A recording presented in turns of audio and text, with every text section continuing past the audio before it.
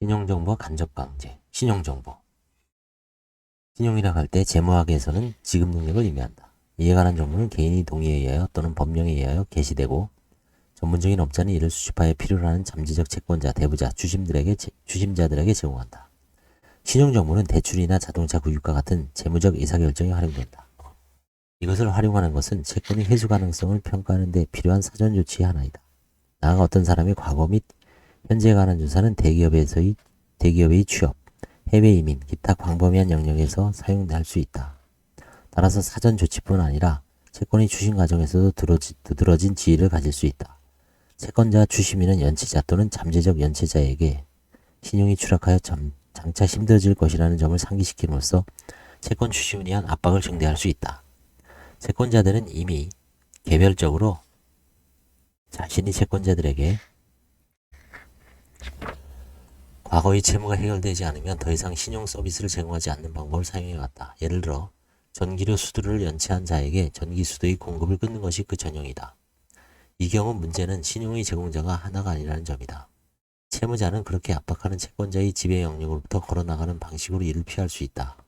어느 휴대전화 회사는 자신에 대한 지급을 연체한 자의 신규 가입을 거절할 수 있다. 가입자는 다른 전화회사에 신청할 수 있다. 이럴 때 신용을 제공하는 업자들에게는 담합의 요인이 생긴다. 채권자들은 채무자가 나갈 곳을 찾지 못한다면 자신들의 힘이 강해질 것임을 안다.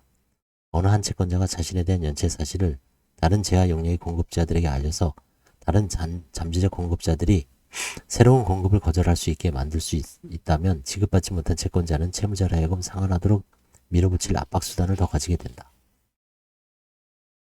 이 효과를 극대화하기 위하여 기업은 채무자들이 지급 형태를 추적하고 보고할 수 있는 값싸고 비교적 정확한 방법을 개발하였다.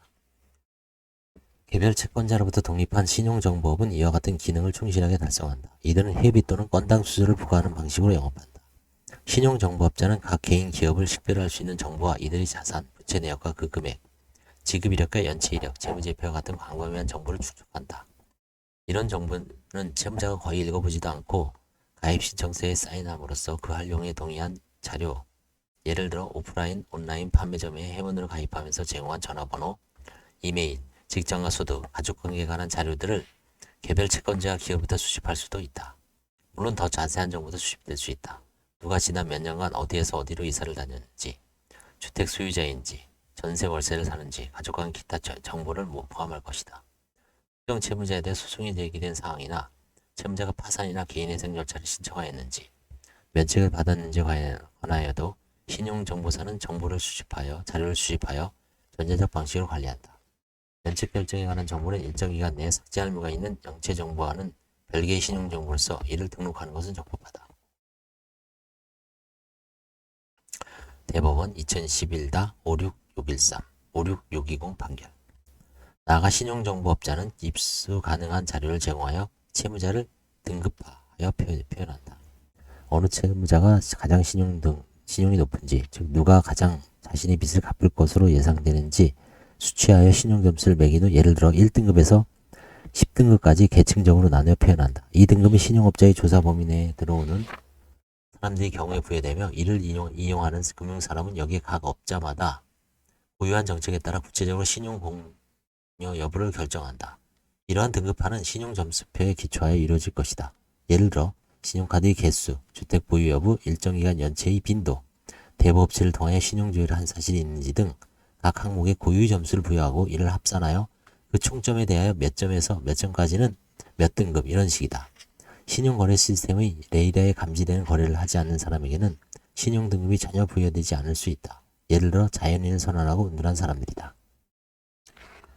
도산 절차, 즉 파산 개인회생을 신청한 사실은 일단 신용등급을 내리는 쪽으로 작용할 것이다. 파산 개인회생은 전 세계에 대한 지급거절 선언인 이상 어쩔 수 없다. 연체가 여러 채권자들에게 동시다발적으로 이루어지는 것이므로 연체가 신용점수를 내린다면 파산 개인회생에 대하여 같은 방식의 조치가 행해지지 않을 수 없다. 그렇지만 일단 파산 개인회생을 겪은 사람은 기존의 채무를 정돈하고 새로운 경제활동을 시작한다. 새로운 신용을 쌓아갈 가능성이 높아진다. 파산 절차에 의한 면책을 받은 사람과 개인회생 절차를 신청한 사람에게 대출을 실행하는 고금리 금융업이 존재한다는 것은 파산 절차, 개인회생 절차가 신용을 개선할 가능성이 있음을 시사한다.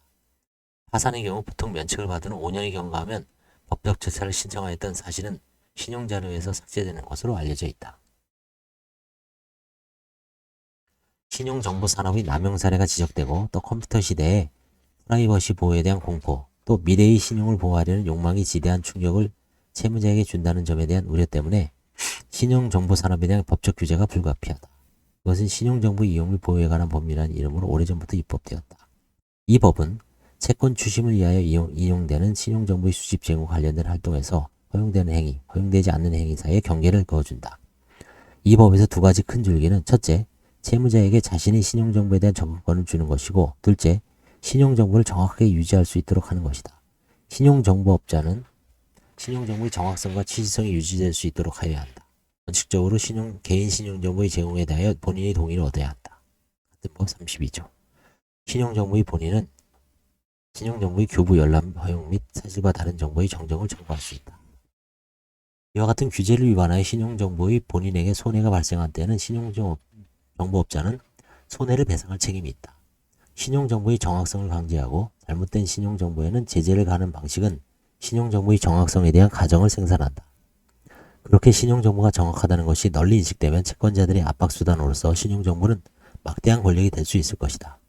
신용정보 집중이 중요한 축을 이루는 휴대전화가 국민무대에 고유번호가 부여되는 주민등록제도와 결합하면 신용정보의 신뢰성에 따라서 통지력은 더욱 더 강해진다. 또 신용정보는 그 자체가 채권 추심자들이 채무자에게 채권 추심할 수 있는 기초자료이기도 하다. 간접 강제로서의 형사처벌과 공적 제재. 채무자가 자발적으로 돈을 낼 생각이 들도록 간접적으로 강제하는 것은 유유적절한 압박수단의 역할을 한다. 특히 그것이 채권자에게 부과되는 비용이 무시할 만한 때에는 더욱 그러하다. 그 역할을 하는 것으로 전형적인 것은 권력을 행사하는 정부이다. 채무자가 빚을 갚지 않는 것을 범죄로 규정하여 형사처벌하고 일시적으로라도 부금하는 것은 가장 강력한 간접강제 수단이다. 자본주의가 발전하던 근대 유럽에서도 빚을 받지 못한 채권자들의 요청으로 채무자를 구금하는 채무자 감옥, 데터스 프리즌은 일반적이었다. 근로자에게 임금퇴직금을 지급하지 않는 것은 범죄로 규정되어 있다. 근로기준법 109조 제36조. 기업이 불황에 직면할 때는 사유만으로 임금 등을 체불할 수 없다. 모든 성의와 노력을 다했어도 임금이 체불이나 미불을 방지할 수 없었다는 것이 사회 통념상 긍정할 정도가 되어 사용자에게 더 이상의 적법행위를 기대할 수 없거나 불가피한 사정이 있었음이 인정될 경우 이러한 임금 불지급 범죄의 책임조각 사유가 된다는 것이 판례이다. 대법원 2008년 10월 9일 선고, 2008도 5984 판결. 다만 판례가 있다는 것은 그와 배치되는 실무가 있다는 것을 의미한다. 실무의 대세는 임금이 체불이 있으면 거의 자동으로 사용자의 범죄라고 규정하는 것이다. 심지어 본래의 사용자가 아니라 회생 절차에서의 관리인의 직무를 수행하는 것에 불과한 자가 기소되기도 한다. 2008도 5984 판결. 이미 도산 상태에 이르러 임금이 체불된 상황을 관리하라고 위촉된 관리인, 관지인으로서는 황당한 일이지만 쉽게 기소된다. 대부분 이런 경우에 무죄가 되지만 관공서에 소환되어 재판을 받는 것은 크나큰 부담이다. 가정법원이 관할한 사건에서 금전의 정기적 지급이나 양육비 일시금 지급과 같은 이행명령을 받은 자가 이를 이행하지 않는 경우 최고 30일까지 구금될 수 있다. 가산성법 제68조, 64조, 63조의 3, 제4항. 양육비 이행관리위원회는 공적 조직도 설치되어 있다. 운전면허 정지, 출국금지, 명단 공개의 제재는 별도이다. 자세한 것은 가사법의 영역에 미룰 수밖에 없다. 수표의 부도도 처벌된다. 부정수표단수법 제2조 제2항. 예금 부족 등으로 인하여 제시일에 지급되지 않아야 할 것이라는 결과 발생을 예견하고 수표를 발행할 때 성립하는 고의범이라고 규정되어 있지만 그 예견은 미필적이라고 하더라도 영향이 없으며 고의를 조각하기 위해서는 지급 제시를 하지 않는다는 특약이나 수표를 발행하게 된 경위 또는 지급하지 못한 경우에 대내적 사유가 있다는 사정만은 부족하고 수표가 돌아오지 않으리라는 믿음에 합리적인 사유가 있는 특별한 경우라 해야 한다. 대법원 2010도 649 판결. 실무상 수표의 부도는 바로 범죄로 취급된다. 다만 이 범죄를 저지른 자가 수표를 회수한 경우 또는 회수하지 못하였더라도 수표 소지인이 명시적 의사에 반하는 경우 공소를 제기할 수 없다. 수표 소지인인 채권자의 의사에 채무자의 처벌이 의존하므로 심리적 강제 효과가 크다. 일반적 상거래에서 수표의 유통은 감소하고 있지만 채권자와 채무자 사이의 신뢰의 정도가 충분하지 못한 경우 채권이 지급 담보로 하여 수표가 수수된 경우는 인신을 담보로 하는 효과를 낸다고 볼 수 있겠다. 계약에 의해 발생한 금융채무의 불이행에 대하여 일반적으로 사기죄로 처벌하는 실무가 확립되어 있다. 변제할 의사와 능력이 없음에도 불구하고 신용을 제공받는 것은 채권자를 속이는 행위라는 것이다. 이것은 형사사부의 영역에서 한국의 채권자는 심사 능력이 없는 바보라고 가정된다는 것을 의미한다. 그들은 나중에 갚겠다는 채무자의 약속을 무조건 믿는다. 고소인이 믿었다고 진술하면 그 말은 신빙성이 있는 것으로 여겨진다. 심지어는 임대차 계약서와 같은 문서를 위조하라고 교사한 것이 전문 사채업자 자신이라고 할지라도 위조를 교사한 사채업자는 속은 것이고 그 하수인 역할을 한 채무자는 속인 것으로 인정된다. 채무자가 자신이 갚지 못할 가능성이 있다고 적극적으로 설명하여 그 증거를 확보해 두지 않는 한 채무자가 자신이 변제자력과 의지를 속인 것이고 채권자는 이에 속아 넘어간 것으로 간주된다. 여기에서 재형법전주의는 별로 의미가 없다. 개인 파산 면책제도와의 관계를 고려하면 차임금 사기를 인정함에 있어서 신중해야 한다는 취지 판결이 나온 바 있다. 2007도 107층호 판결. 이런 판결이 존재하는 것은 학업심에서 거의 늘 반대로 판결하고 있다고 믿어도 된다는 것을 의미한다. 신용카드의 소진이 부채가 누적되어 변제자력을 잃은 상태가 되었을 때 신용카드를 사면 사기죄가 성립한다는 판결도 있다. 2004도 6859 판결. 사기죄가 인정되기 위해서는 행위자가 기망의 고의를 가지고 자기 또는 부작위 방법으로 상대방을 착오에 빠뜨리고 상대방이 이 착오에 빠진 결과 자신이 재산 혹은 재물을 처분하는 인간관계가 있어야 하는데 이 판결은 모든 과정에 대한 설명을 생략한 채 변제 의무를 이행하지 않으면 기망이 된다고 할 뿐이다. 2000년대 초반 신용카드 연체 사태가 발생하였을 때 신용카드사에서 대량의 형사사건을 생산해냈고 경찰은 조사를, 검찰은 기소를, 법원은 유죄 판결을 양산해냈다. 사기범을 대량 생산하는 것이 잘못임을 깨달은 경찰이 신용카드에서의 사기죄 고소장 접수를 거부하는 방식으로 사실상 해결됐지만 위판례는 형식적으로 폐기된 바 없다. 프라임급의 은행은 신용이 충분하지 않은 자에 대하여 대부를 거절한다. 그것은 이들이 채무를 이행하지 않을 가능성이 크기 때문이다. 그런데 이들 저신용자를 상대로 고금리의 대부를 행하는 산업이 있다. 저신용자들은 자신이 금융 채무를 갚을 수 있다는 점에 대한 확신이 부족하며 물론 고금리 대부업자들도 대부를 신청하는 저신용자들이 전반적으로 그러다는 것을 잘 안다.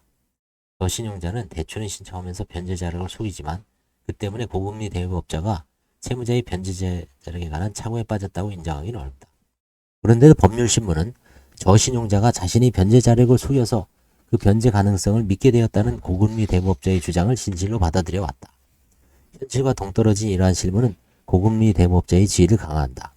심지어는 성매매를 하여 갚기로 하고 여성에게 고금리 대부를 한 경우에도 성매매 여성에게 변제할 의사와 능력이 없이 차임금 명목으로 사기를 하였다고 인정한 실무도 오랫동안 지속되어 왔다. 최근에는 가상화폐, 코인 투자를 위하여 돈을 빌린 것도 수익에 대한 보장을 한 것이 사기라고 기소하는 실물에도 눈에 띈다. 도박을 위하여 돈을 빌린 경우라면 한국의 판사들은 어떻게 판결할까? 형사사건에 관한 한 정부는 철저히 고리 대부업자의 편이다. 금융관계에서 벗어나면 채무이행을 간접적으로 강제할 필요는 증대한다. 이러한 관계에서 채권자는 계약을 통하여 채권을 취득한 것이 아니기 때문에 채무 불이행의 위험을 회피할 기회가 충분하지 않았다고 볼 수 있다. 그 전형은 조세채무이다. 정부기관으로부터 대금을 지급받으려는 자, 국세를 납부할 의무가 있는 외국인으로서 출국하려는 자, 외국 거주 목적의 여권을 신청하려는 내국인은 납세 완납 증명을 제출해야 한다. 국세징수법 107조 제1항. 국세를 체납한 자는 사업에 관한 허가를 제한받을 수 있다. 같은 법 제112조.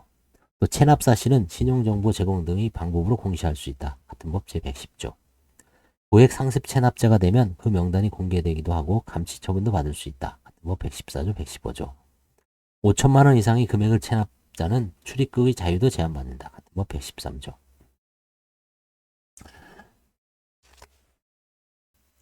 단순히 일정 금액 이상의 조세를 미납하였고 그 미납에 정당한 사유가 없다고 하여 바로 출국 금지 처분을 할 수 있는 것은 아니고 출국을 이용하여 재산을 해외에 도피시키는 등으로 강제 집행을 곤란하게 하는 것을 방지함에 주된 목적이 있는 것이지 조세 미납자의 신병을 확보하거나 출국의 자유를 제한하여 심리적 압박을 가함으로써 미납 세금을 자진 납부하도록 하는 것이 아니므로 재산을 해외로 도피할 우려가 있는지 여부 등을 확인하지 않은 채 단순히 조세 미납을 이유로 출국 금지를 하는 것은 잘못이라는 판례도 있다. 2013년 12월 26일 선고 2012도 18363 판결. 마찬가지로 이런 판결이 있다는 것은 국세를 미납한 자는 출입국의 자유가 현재 제한받고 있다는 것을 의미한다. 보통 담당 세무부문의 재량이다. 수십억 원을 체납한 사업가도 매월 일정 금액을 납부하면 출국 금지를 당하지 않을 수 있고 수천만 원 체납한 사업가가 성의 없다는 이유로 출국을 금지당하기도 한다.